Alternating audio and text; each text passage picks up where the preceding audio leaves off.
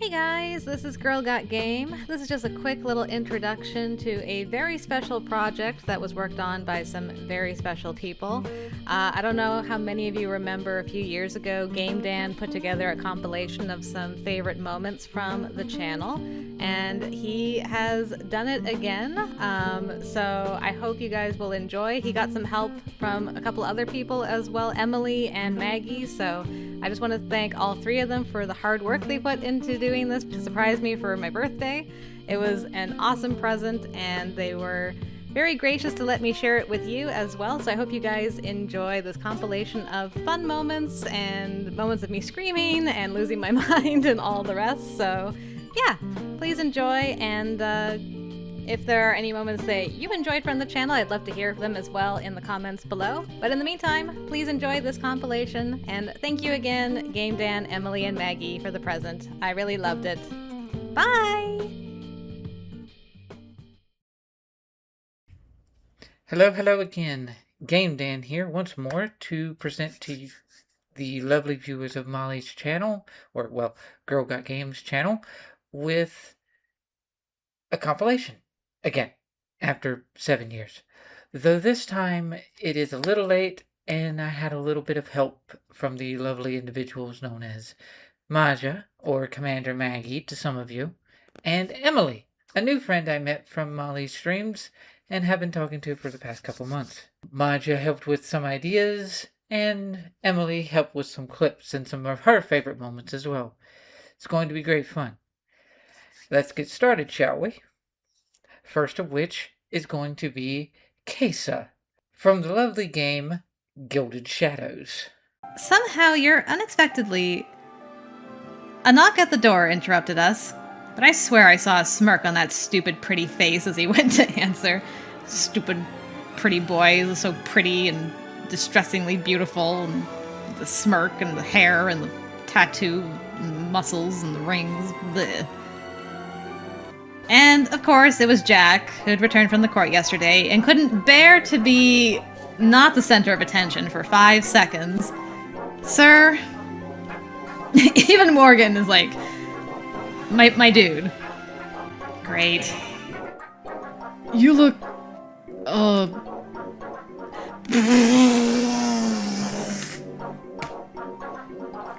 No! You are not allowed to look that good, Jack. What the frick? I'm shaking... You guys can't see, but I am literally shaking my finger at the screen while I look away. I'm just like... Huh? Who are you? What have you done with Jack? I don't even recognize you. You also look a little bit like a priest in that outfit. I don't know why.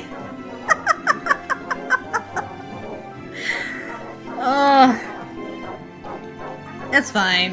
Everything's fine. We're fine. This isn't good for my heart. Stunning. That's the word you're stumbling over yourself to find. Encouraged, Kesa deepened the kiss, and I let him. Jack, your timing is awful! Just go away until the next route. At this point, I'm tired of seeing your face. Just go away.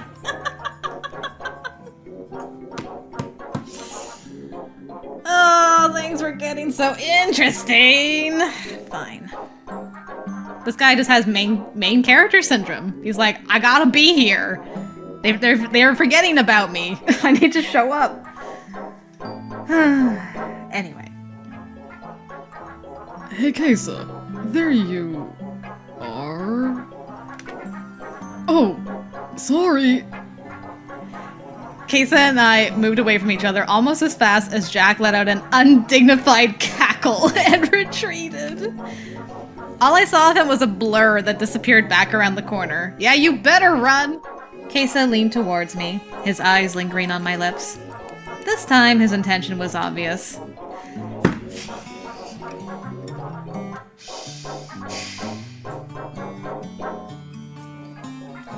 Do you have a problem? I'm starting to think you're moonlighting as a rook and you're actually a bishop, because You have to have some kind of foresight to be able to perfectly interrupt every single time it's just getting good. Oh, Jack, I swear.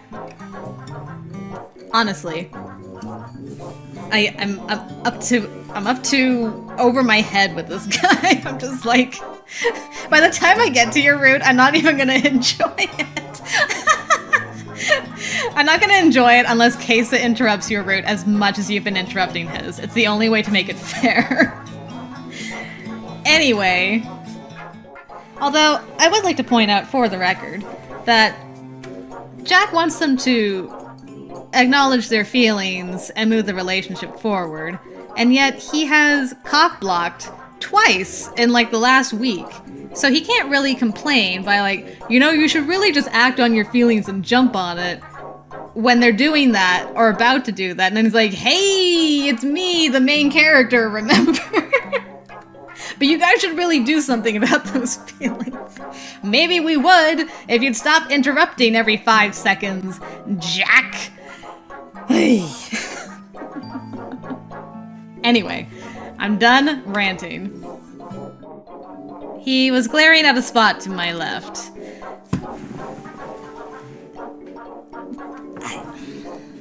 Hold on. I need to take a walk. I need to take a walk before I'm angry and I hurt somebody. And there's only me in this room, so I'm just gonna hurt myself. I have never, in all my years of playing visual novels, had to get up from my chair and walk around to calm down from anger at a character like I have in this moment. I am furious at this point. What is your problem? Why can you not wait one more turn? Why are you saying like, oh, you should act on your feelings, you should do stuff. You should, seize the moment. Let me interrupt every single time. You're gonna make some freaking progress in this. Oh my lord.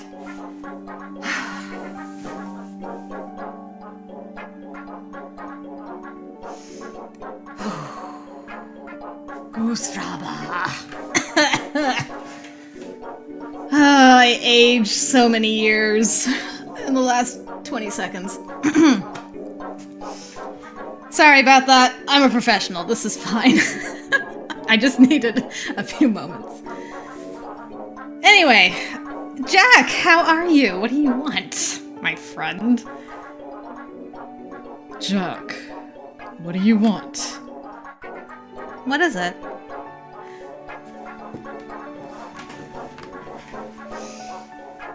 Well, he waited. He at least waited. Oh, could have been worse timing. But still, I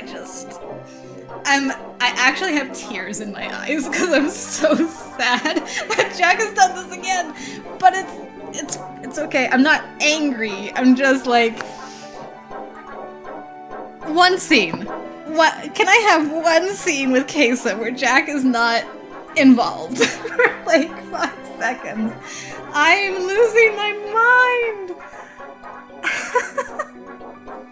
I can't believe I'm actually tearing up. I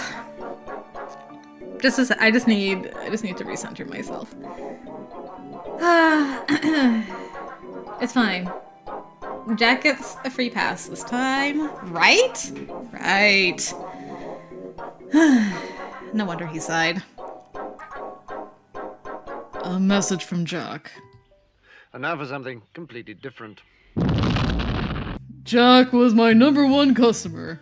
Of course his name would be Jack, wouldn't it? Jack, wait your turn! Don't invade other games! Go away!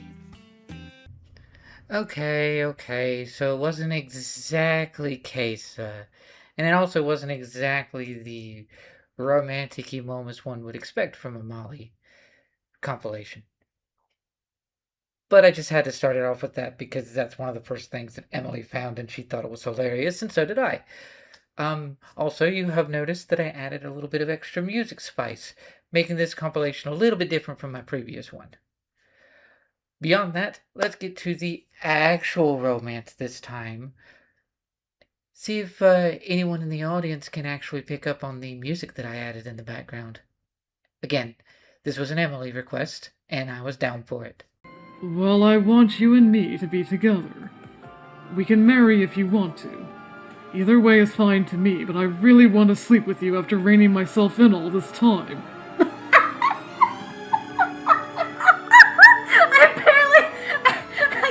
I only read the first bit, and then by the time I realized what I was saying, oh man.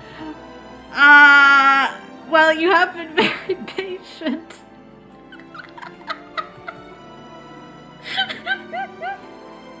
Look, I'll marry you if I have to, but please. It's been too long. Oh my god. Well, Cyrus, what do you have to say to this? I held Adage back. He'd been about to leave again. Not again! Alright. We can marry if you wish. I just couldn't say it in a more feminine way. Girl, it's been a year. Just say you love this boy.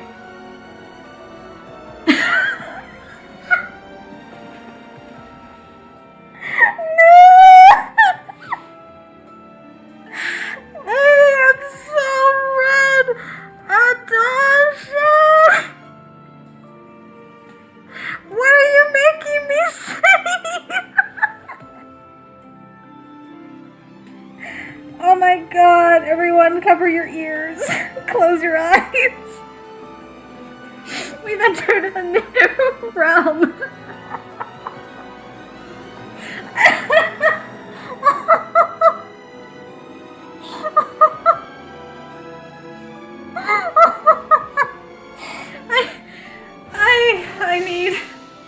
I don't know what I need. I need a drink.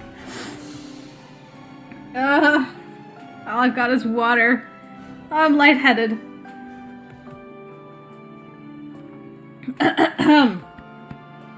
Okay, it's. This is fine. I can do this.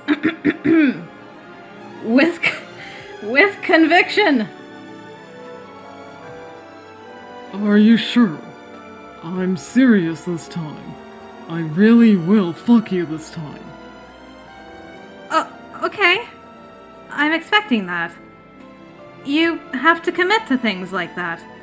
Besides, see, Cyrus understands the whole being committed thing. That's good.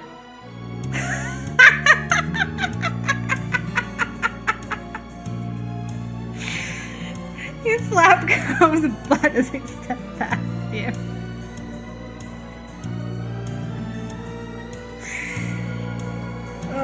5 years together. Yeah.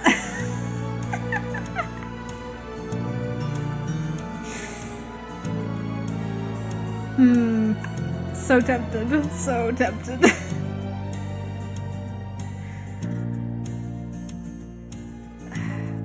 Honestly, out of all these scenarios, this one's the most realistic. Fine, whatever. I'm going with it.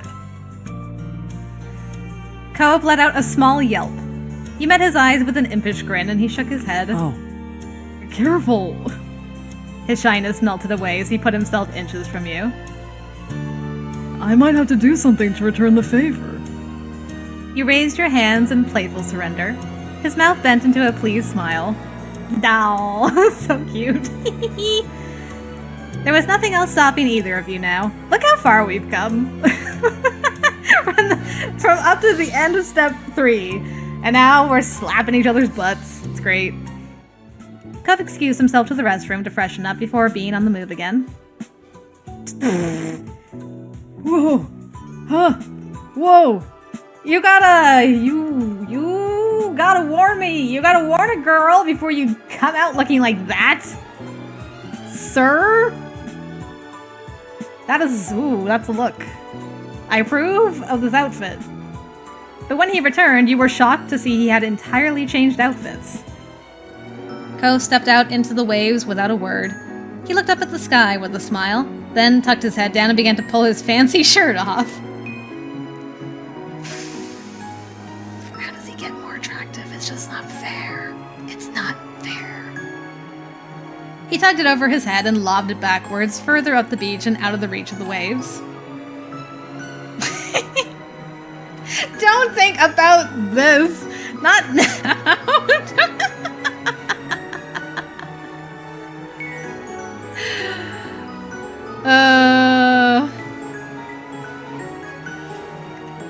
I mean, honestly, I would be, like, totally down, so let's go. He followed him to where the waves began to lap at the beach and began to wade out into the water. Cove slipped his dress pants off and tossed them back in roughly the same direction as his shirt. He was down to just his polka dot boxer briefs. Oh no! I'm gone! I'm gone!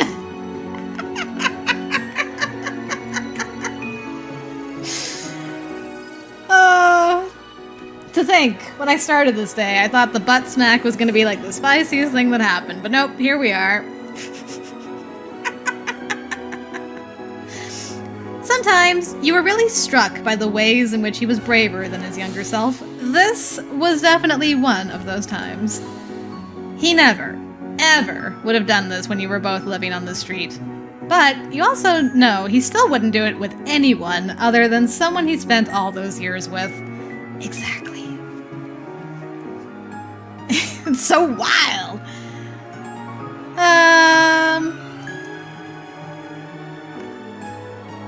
Yep.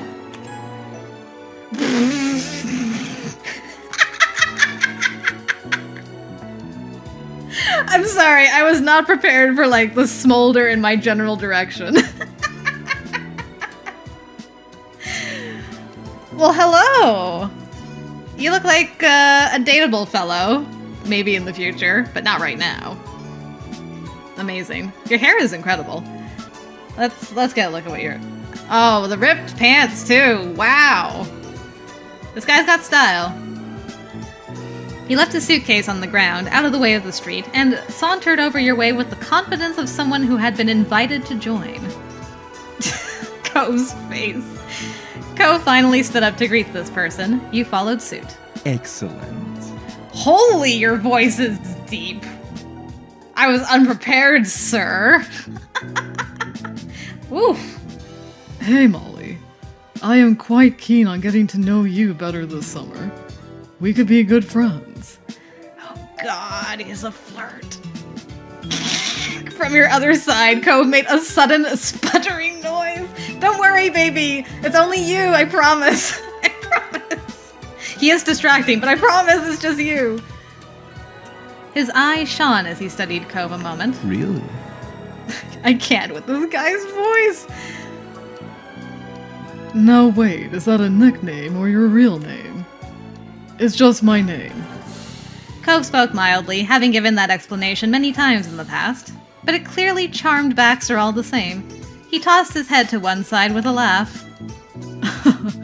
Your parents knew exactly what they were doing. I can't imagine a more fitting name for the face I'm seeing.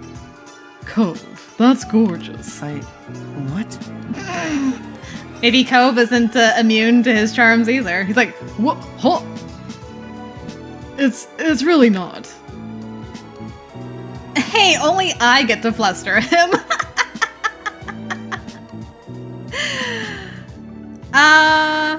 No, I agree. It suits you. Not bad. I cannot with just, I need you to leave. I need you to, like, get back in the taxi and leave. This is not good. Not good. Shoo! Shoo! Dude. Honestly. This voice. Ideally, they wanted to send me somewhere that wasn't too exciting, but lucky for me, they picked the wrong street, considering the two of you live here. Cove was practically reeling over how Baxter found a way to fit comments like that into every single topic thus far. I know. Pray for me, Cove. I need your help. Rude. So? That was even deeper than the other voice lines. Good grief.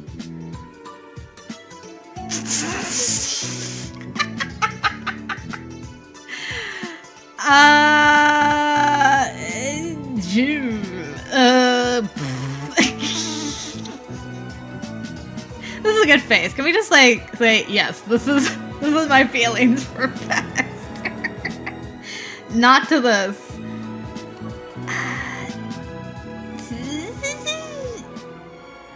What a gorgeous red rose. Thank you so much. I love it. Red for romantic love. Now take a look around. Huh? Oh! Aww! So cool!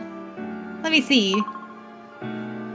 Roses of all colors are blooming in here.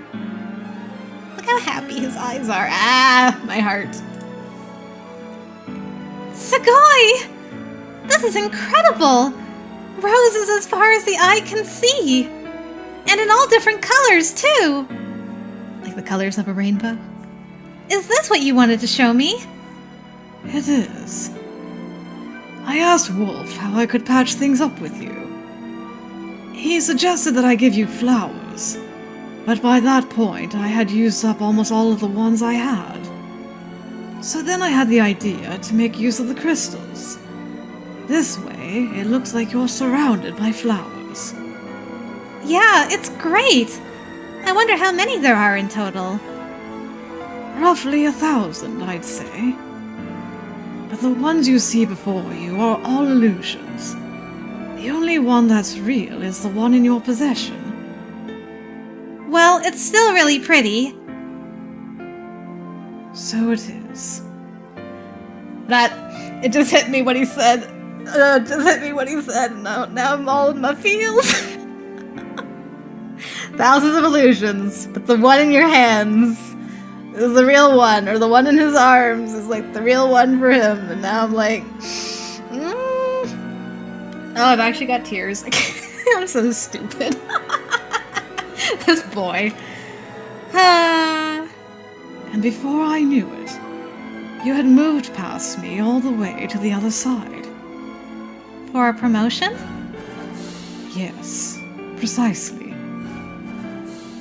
Before I knew it, you stood at my side as a queen. The lines in this are so good.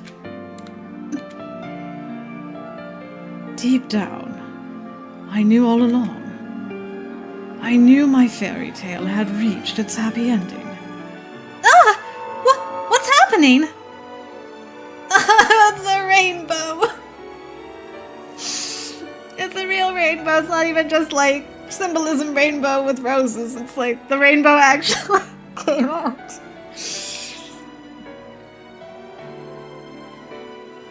I need a minute. I'm sorry. I actually need a minute. I feel so silly. Crying over this boy. Okay, I can pull myself together. I can pull myself together to finish this. And then I can cry in my happiness ice cream afterwards. Oh! Look at the rainbow! It's so beautiful! Yes, it certainly is. Though I prefer my trademark red and black. But, perhaps it's fitting for the life you and I will lead together. Mr. Wizard! I admit it. I lose. You don't have to wear the mask for me anymore. And you don't have to settle for second place. You can ask to be the first priority. The only priority. Because you're my princess. I love you. Cat's clothing and all.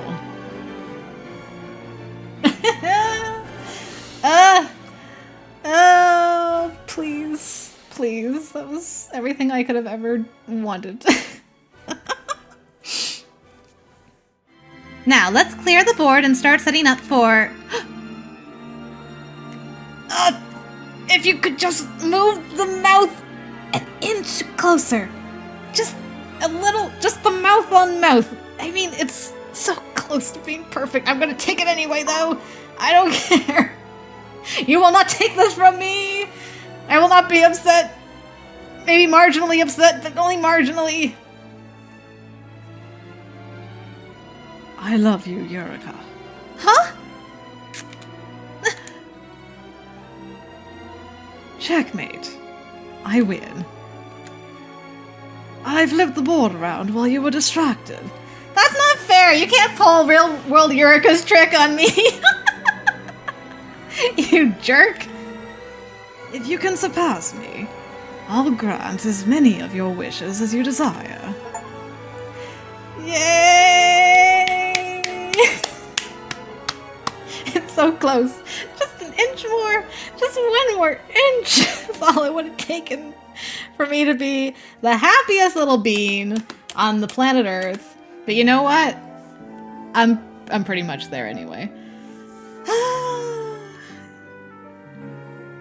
And you guys can roast me in the comments all you want. Call me a simp. Call me names. Call me crazy. I don't care. I'm a happy little bean, and I will do my little bean dance in my chair. Because that's all I could have asked for. This guy getting yelled at, being called an idiot, realizing he's an idiot, admitting he's in love, rainbow happened, kiss happened, two of them are finally happy, she doesn't have to be a cat anymore. I mean, I'm just thrilled.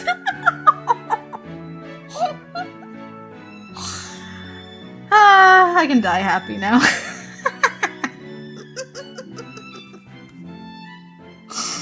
I need to wrap this up. Anyway. Of course, we had to keep some of the bits from our life as a favorite of Miss Emily's in here. She picked a lot of those, and I enjoyed quite a bit of them, and I know that Molly remembers her times with Cove, and particularly Baxter, so they were here as well, along with Taisho Alice, and at the very beginning of all that mess, Steam Present. Now we get to the more interesting elements of the newer Molly, in that she started playing horror games and streams and things. Well, let's start with the classic, shall we? The letter and Doki Doki Literature Club. Strike that. Reverse it. Hey guys, it's Girl Got Game. We're here. It's time to finish Doki Doki Literature Club, and all the cute stuff is now at an end. Well, I mean, I don't actually know if there's any more cute stuff, but we're going to find out. It's definitely terrifying stuff ahead, so if you're watching from this point on, you're taking your own heart into your hands. Like I am right now. Oh, it's gonna be like the first actual kind of horror game that I've ever played. I usually just watch other people play it, so here I go. Get ready to, I might have to put like some headphone warning things in the description too, depending on how scary it is and how high my tolerance is today. It is the afternoon. It is mid-afternoon. The sun is out. This is good. I'm not playing in the dark of night. Alright, let's get to it and see what's happening. I mean, especially after your exchange with her yesterday. You kind of left her hanging this morning, you know? I've seen that line in the comment before. Exchange? Monica, you know about that? Of course I do. I'm the club president, after all. But... I stammer, embarrassed. I'm like so... my heart's in my throat. I'm gonna find my girl dead. Oh no. I quickly leave the classroom. Don't strain yourself. Monica, I swear, if you are making hanging jokes, I will slap you. If I go in there and find that Sayori's hung herself, I reach Sayori's house and knock on the door. I don't expect an answer, since she's not picking up her phone either. Like yesterday, I open the door and let myself in. Ah! I need to bring a pillow in here with me so I can like hug it during moments like this. Sayori? She really is a heavy sleeper. She might be in the long sleep now. I swallow. I can't believe I ended up doing this after all. Waking her up in her own house. That really is something that a boyfriend would do, isn't it? In any case, it just feels right.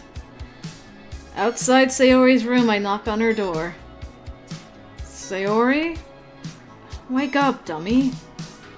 There's no response. I really didn't want to have to enter her room like this. Isn't it kind of a breach of privacy? But she really leaves me no choice. Man, this game likes to drag this out, doesn't it? I gently open the door. Sayori! No! Monica, how could you? Oh no! My girl! Well, we got music. Oh, an exception has occurred. Are we bugging out now? Concerns in her eyes, though all I offer her is a small gesture of my hand while I attempt to compose myself. Breathe. In. Out. Why are we in such a hurry? Ghost! We need to get out of this place. Did you get everything? Yeah, it's all here. But really, you don't look too good. What's wrong, Ash? Ghost! I'll be fine. Just... Ghost! I was in the security room. From the monitors, there was a fucking... Ghost? Oh, shh. Picking mushrooms. This is where the QTE begins, isn't it? Oh no. What are we gonna do? The rest of what I'm about to say dies on my tongue when the elevator stops and the door is open to... There's a moment's pause while we both take in our surroundings. Confusion's understandably there. Oh, come on! They should just replace this whole thing! No, I'm quite sure I pressed for the ground floor. Ghost. Right? But it's just as Isabella said. The elevator always did have problems when I visited in the past. Often she becomes so angry whenever we try to get to her floor and she'll have to repeatedly smash the button for the elevator to even move. Okay. Maybe smashing or numbers. Maybe it's a number QTE, in which case I'm boned. Oh no. That was always good for a laugh. I wasn't too worried then. Now, I should have taken the stairs.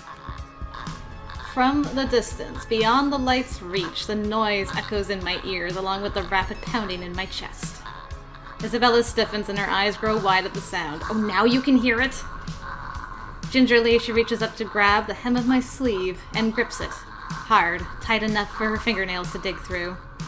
Her eyes searches wildly for the source of the sound, while I stand protectively in front of her. Well, good on ya. Ash, did you hear that? Anyone there? Ash! I can hear you moving from here. I know you're out there, Ghost! Show yourself. Why? Why would you want that to show itself? No response. No response, only the soft sound of something scurrying around the floor and the walls in slow, deliberate movements. Faint, though still audible enough in this hush. Until it stops. A moment. We need to go, Ash. We have to. And then... This time I'm certain it isn't my imagination. Against my training, my whole body freezes. Hands stilling mid-press on the button, eyes growing wide while waiting for any sort of movement from further back and ears strained for the source of the sound. Well, this is the QTE music. I can't even offer Isabella any reassurances. Much as I hate to admit it, dread has seeped into every nerve in my body. And the blasted elevator still won't work. This isn't in my fucking training manual. This is not my division. Ash, we need to leave. I know that sound. Ash, please, get the elevator! The laughter! Another series of shuffling against the ground, a laughter, and all of a sudden she's just there. Where? Like a twisted spider, she stares at us, a look of hunger in her eyes and venom in the twisted manner she smiles. I keep looking to see if I can see her, but I don't see her anywhere. A glee she has well earned when we're damn flies that have been dropped right onto the spider's web. Ashton! Damn it! Damn it! Without warning, she moves, mocking me with each unhurried crawl she takes, knowing I'm at her mercy. Where is she crawling from? Fucking hell! Oh god. Well, I'm not looking. I guess once the buttons start needing to be pressed. Ashton, the door! The door! Our lives are in the hands of a crummy elevator literally hanging between life and death. We're not going to die here. We might die here. Not in a damn elevator. Not before I've told her I love her. Oh, here she comes. 2, 5, 6, 4, 3. 5, 9, 6, 8. Oh no. 8, 6, 3, 7, 2. 4, 9, 8, 1, 7. I can see her. 6, 9. I'm panicking.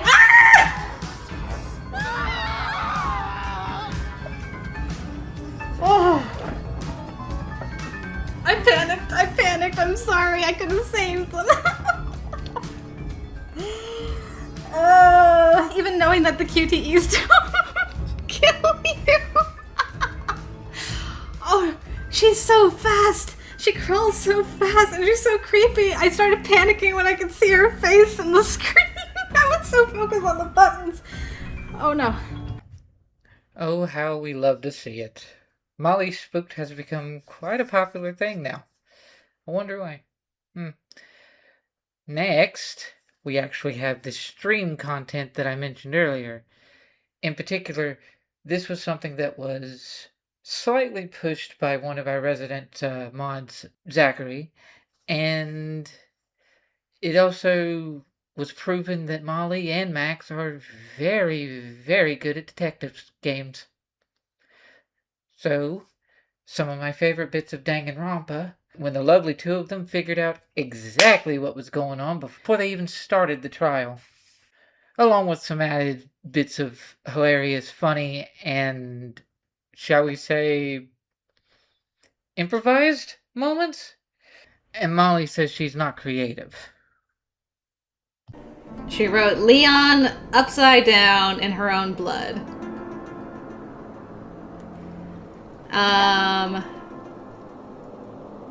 Do you still think it's Leon? I do think it's still Leon, yes. Oh, I can click on them and get more info. Okay. I'm flying at you! Babu! Isn't that right, Leon? Yay, we did it! But I got a feeling it was Mondo. Because we spent a lot of time with Mondo too, hearing a bit about his backstory. Yeah, I think it's Mondo. I'm gonna lock in my answer for Mondo, Zachary. Going into this, I do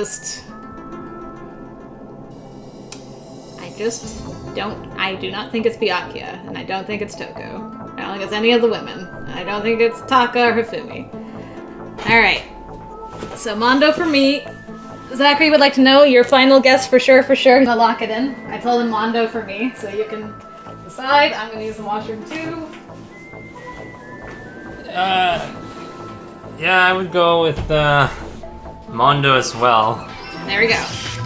And just as the killer expected, the steamy sauna was enough to ruin the electronic gadget. Somehow, the killer knew that the handbook couldn't stand up to the heat of the sauna. And the reason they knew that is because the sauna had already wrecked their own handbook. And that's how it all played out. That's how it all went down. Oh my. Isn't that right, Mondo Owada? Oh dang. Wait! No! This can't be right! And the boots aren't even considered a truth bullet either. No, I know. That was just me being like crazy. Yeah, being it's like it's not even considered. I know those boots. I looked at those boots because I want those boots on my bod and I don't have them. So anything. Who's the body? Assuming it's Junko, it's Mukuro Ikusawa's. Well, that's the thing. I'm like, it's Mukuro because of the tattoo, but the rest of the body is Junko. Yeah. So the only way that makes sense is if Mukuro was dressed up as Junko in the beginning. Dressed up as Junko in the beginning of the story? Yeah. That was Mukuro? That was Mukuro. And Not Junko. Not Junko. That's the only thing. But that means they were twins then. That would mean they were twins, which would be crazy. But that would mean like Junko is still around? Or the real one. The real one. We don't... That's the only way I make that make sense. And I'm like, but that's crazy. Whoa! What? How did she do that? She's got the bears in her hair. Yeah, the bears are in her hair, not the rabbit. That's great. The boots are back! Yeah. I have been waiting so very long for peasants like you to appear. Oh! Oh! Oh my! I'm gonna play this out for Max. You guys can't see because no camera. Ha ha ha. But I'm gonna like play this out as like. Yeah, just trying to figure out. Yeah. Like, here's a visual aid. You think he went under to go grab the knife? But it's pretty easy to Okay. grab. Like I feel like you should be able to see what's underneath the table. Okay, this tissue box is Nagito. Yeah. All right. This is Nagito over by the wall. Uh-huh. And he's like, but my timing has worked out perfectly. It's dark now. I'm gonna follow this cord all the way to underneath the table. Yeah. Where I planted the knife, right? Yeah, the glow-in-the-dark tape Okay, so now attached to it. So now Nagito's under the table. The tissue box is under the table. Yeah, I don't feel like you need to actually go underneath the table. I feel like you can just bend underneath and grab Well, the perspective's a little off. I think the Yes. table is like fairly long, Bigger? so you would have to crawl underneath it Oh, to okay. get it. Yeah, this tissue box is Nagito. Look, I'm working with very limited props here. Yeah, tissue boxes. Alright, hear me out real quick. Okay, so now I'm gonna be Byakuya over here. So I'm like over here in the corner, right? Yeah, you see, what I'm the like- hell? Yeah, I'm like, it's bloody dark. What the hell? Let me grab my binoculars. Alright, so I got my binoculars, and I'm like, is that Nagito underneath the tablecloth? What the hell's going on? Stomp, stomp, stomp. And then from the other side of the table so that Nagito can't see. Okay, so now pretend my chair is actually the table. Okay, so Nagito's like on this side of the table. And Byakuya's coming from the other side of the room, so he's gonna come from the other side of the table and be like, hey! like this. Yeah. And then, you know, poof, They met each other underneath Yeah. the table. poof Yeah. Nagito, who drops the knife. But then while Byakuya's like under the table like this, trying to like get, confiscate the knife so no one Yeah, gets yeah. hurt. And then he got He got stabbed. stabbed. He got stabbed. Okay, yeah, that makes sense. I feel like it's a bit weird for Nagito to go the long way around the table to enter that way. Well, he didn't though. He went to like the closest part, which is like But this he said side. they had to face each other when they're Yeah. underneath the So table. like Nagito came from like this side of the table. So he went to go meet him from going the long way around, go to with the wall, facing the wall. Yeah. So the side Okay, where the okay. side where the lamp is, that's where Nagito was. Okay. And then Yeah. don't picture me fighting with a box of tissues, guys. And then Byakuya's coming from this side of the table, and so like they meet in the middle, like whoa. Whoa.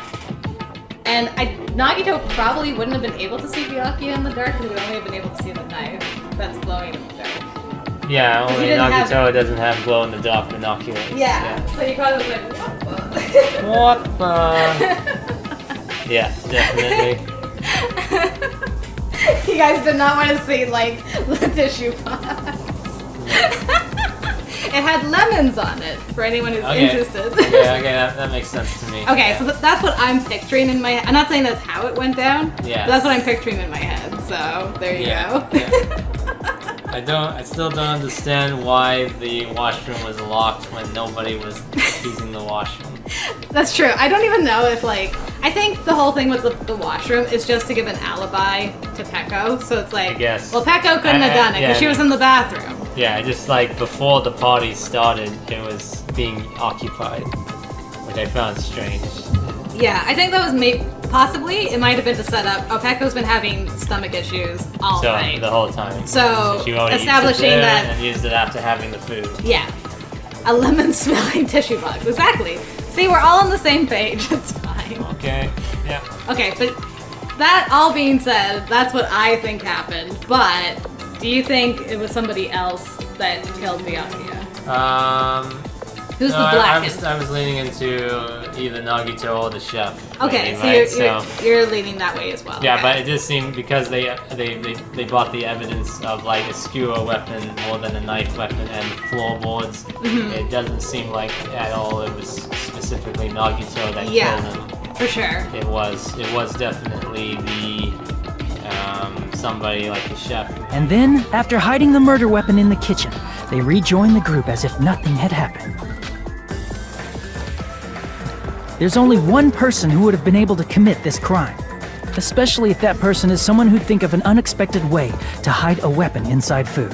It wasn't poison. Oh. Isn't that right, Teru Teru Hanamura?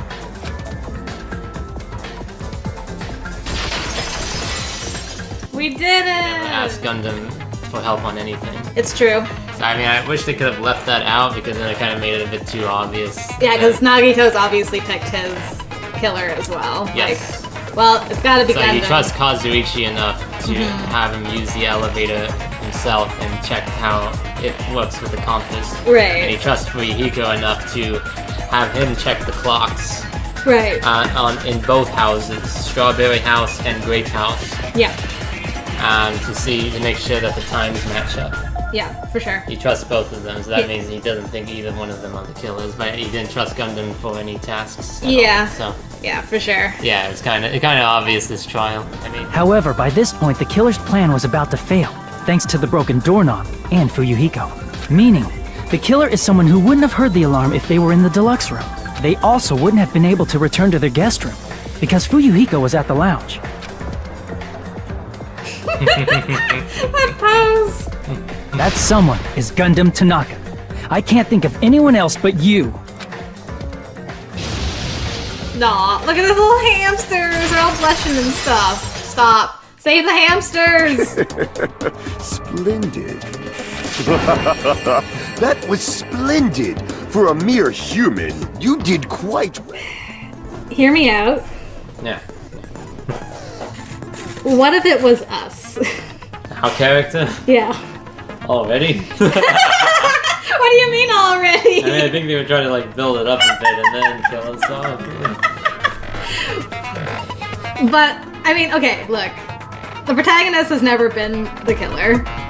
Right? Yeah. Never. But, okay, first of all, You think he's strong enough to throw a pole? No, she's not. But there's something about this that gave me like an idea of how she could have done it. Oh yeah. So, okay. This started because she was like really sweaty the entire investigation. She's been only focused on finding the mastermind. She's not really concerned about like who killed Rentaro. Like her mindset has not been like find Rentaro's killer. She's just like we need to find the mastermind to end the game. Yeah. Which I find weird. The other part is that Shuichi didn't tell her who he was suspicious of. And I think he's suspicious of her, but he doesn't want to tell her that. Sure. And so that's why he's been kind of like, it's nothing, you know? And then she did the whole death flag speech of, don't hide from the truth. You need to grasp onto it. Grasp it, firmly grasp Firmly grasp it. I imagine seeing Rantaro's body, the culprit probably thought, the mastermind is dead, the game is over, now we can all go home. But their wish didn't come true, because Rantaro wasn't the mastermind. Dun dun dun. It was murder, in an attempt to save all our lives. That is the truth.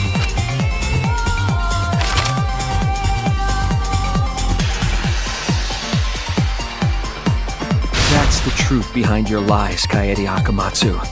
The ultimate pianist. Yay! And that concludes the events of this case. I still have questions. For her to stay green, Molly would have to be wrong about Kyo, and Molly's never wrong, right? Well, I don't know if I'm not never wrong. I think I must have been wrong about some of these in the past, right? Killers, they've been pretty correct on all of them. I I feel like if one of us isn't right, the other one is though. So I feel like you got Monty and Danganronpa one. Yeah. Oh, that's creepy. The culprit didn't know that Kibo had taken a picture. What a great visual. Yeah. He really saved us. Without that, we wouldn't know what changes were made to the circle. But now we know for certain, and we know the culprit drew the magic circle. You have long claw fingernails.